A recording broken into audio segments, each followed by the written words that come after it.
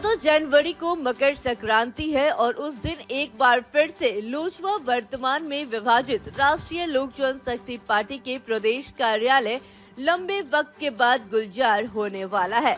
मकर संक्रांति के दिन बड़े स्तर पर सियासी जुटान की तैयारी है। 5 साल के बाद यहां दही चूड़ा के भोज का आयोजन होने जा रहा है।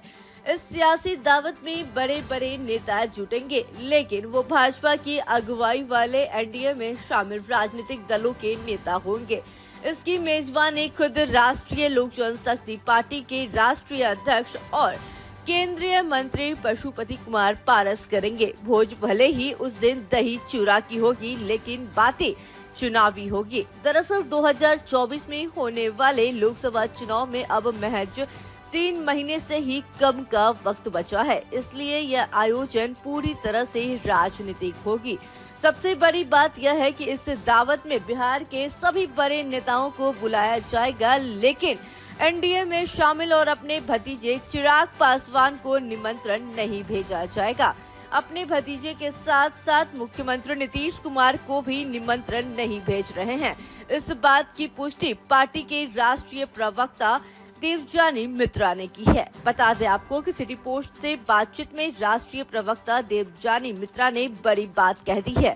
उन्होंने कहा कि चिराग पासवान की पार्टी लोजपा एनडीए में है ही नहीं।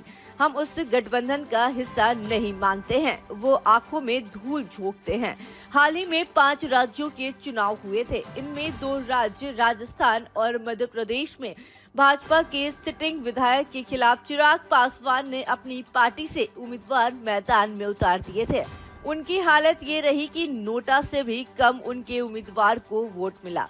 जब भाजपा एनडीए को लीड कर रही है और वो खुद को एनडीए का पार्ट बताते हैं, तो ऐसे में उसके खिलाफ उम्मीदवार क्यों खड़े किए गए।